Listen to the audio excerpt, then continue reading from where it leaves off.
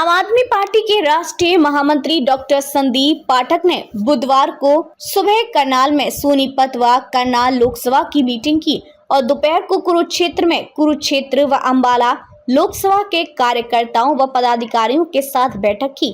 बैठक में प्रदेश अध्यक्ष डॉक्टर सुशील गुप्ता, वरिष्ठ प्रदेश उपाध्यक्ष अनुराग टांडा भी मौजूद रहे। डॉक्टर संदीप पाठक ने कार्यकर्ताओं को संबोधित करते हुए कहा कि आम आदमी पार्टी के एक कार्यकर्ता को 100 आदमियों के बराबर काम करना पड़ेगा। बिना काम किए कुछ नहीं बदलेगा। सभी को 24 घंटे काम करना पड़ेगा। ये किसी एक की जिम्मेदारी नहीं है, ये हम सबकी जिम्मेदारी है। पंजाब में बदलाव तब आएगा जब आम आदमी पार्टी के कार्यकर्ताओं ने 24 घंटे दिन रात मेहनत की। हरियाणा में भी अपने संघर्ष से ये युद्ध जीतना पड़ेगा। उन्होंने कहा कि बीजेपी धीरे धीरे आरक्षण को खत्म करना चाहती है, व्यापारियों का व्यापार और किसानों की किसानी खत्म करना चाहती है। किसानों से इनके अहंकार का टकराव है, इनको समझ लेना चाहिए। जो किसानों से टकराएगा वो चूर चूर हो जाएगा। उन्होंने पत्रकारों से बातचीत में कहा कि हरियाणा में विधानसभा चुनाव के 30-40 दिन बचे हैं।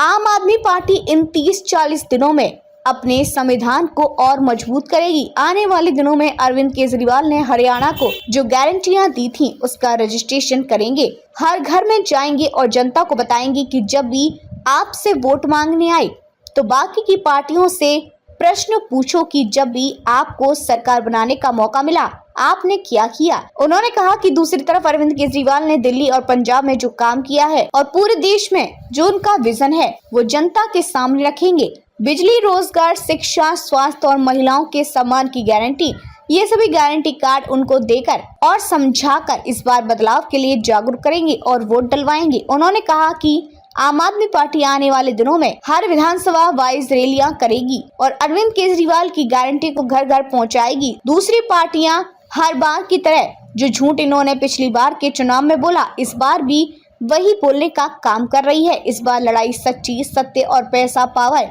धन, बल व असत्य के बीच है। उन्होंने कहा कि बीजेपी ने खट्टर साहब को इसलिए मुख्यमंत्री पद से हटाया क्योंकि उन्होंने पूरे हरियाणा का बेड़ा गर्क कर दिया। इसके बाद नायब सिंह को मुख्यमंत्री बनाया, लेकिन नायब सिंह तो पहले से ही सरकार में थे और इनके खास आदमी थे। इतने दिनों में क्या किया? अब आकर घोषणा पर घोषणा किए जा रहे हैं। जनता बहुत समझदार है, घोषणा करने से कुछ नहीं होगा।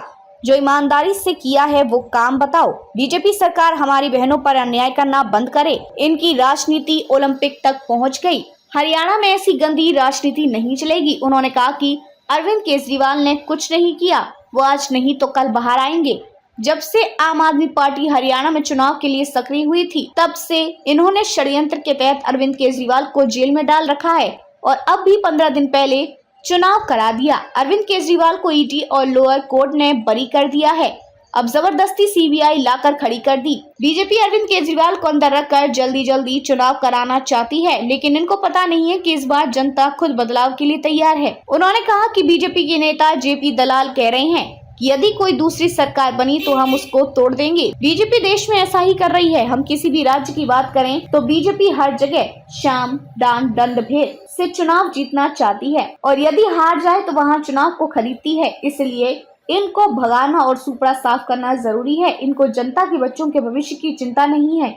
इनको इस बात की चिंता नहीं है कि यदि कोई दूसरी सरकार आ गई तो तोड़ देंगे।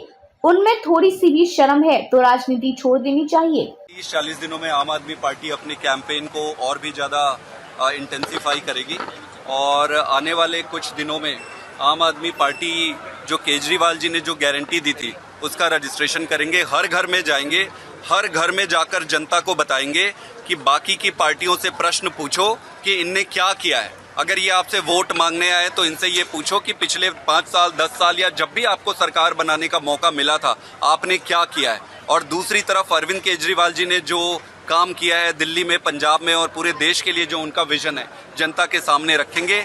बिजली की गारंटी, रोजगार की गारंटी, शिक्षा की गारंटी, स्वास्थ्य की गारंटी, महिलाओं के सम्मान की गारंटी, ये सारी गारंटी कार्ड उनको देकर, उनको समझाकर इस बार हरियाणा में बदलाव के लिए उन सबको जागरूक करेंगे और वोट डलवाएंगे। सर, किस तरीके से देखते हैं विधान? हमारी रणनीति हमने बताया कि अभी लोकसभा वाइज बड़ी रैलियां होंगी और रैलियों के साथ साथ हम जो गारंटी केजरीवाल जी ने दिया है उसको घर घर तक लेकर जाएंगे। रहा सवाल बाकी के पार्टियां क्या कर रही है, उसमें ज़्यादा कुछ बोलने का है नहीं। आप इनके पिछले साल, पिछले सारे इलेक्शंस आप देख लो, ये वही झूठ बोलते हैं। जो झूठ पिछली बार बोला वही झूठ इस बार आके बोल देंगे, तो उसमें कोई फर्क नहीं रहेगा। सिर्फ लड़ाई दो तरफ से है, एक तरफ सच्चाई है और दूसरे तरफ पैसे का, पावर का, धन बल है, असत्य है। सत्य और असत्य के बीच की लड़ाई है, बड़ा सिंपल। पोस्टर वार हो रहा है, नायब सिंह सैनी और मनोहर लाल के पोस्टर छपे हैं जिसमें उनके रोते हुए चेहरे हैं। वो जिसको जो करना है करे। देखो, इम्पोर्टेंट चीज़ ये है कि खट्टर साहब को बीजेपी ने हटाया ही इसीलिए क्योंकि बीजेपी की आपस में मीटिंग हुई। मीटिंग में इनको ये पता चला कि यार पूरा बेड़ा गर्क कर दिया खट्टर साहब ने और भाजपा की सरकार ने कुछ कर नहीं पाया, तो खट्टर साहब को हटा दिए। अब हटाने के बाद नायब सिंह सैनी साहब को लेकर आए हैं, पर दो चीज़ें हैं। सैनी साहब पहले से भी थे सरकार में, इधर थे, खास आदमी थे इनके भाई, घोषणा मंत्री।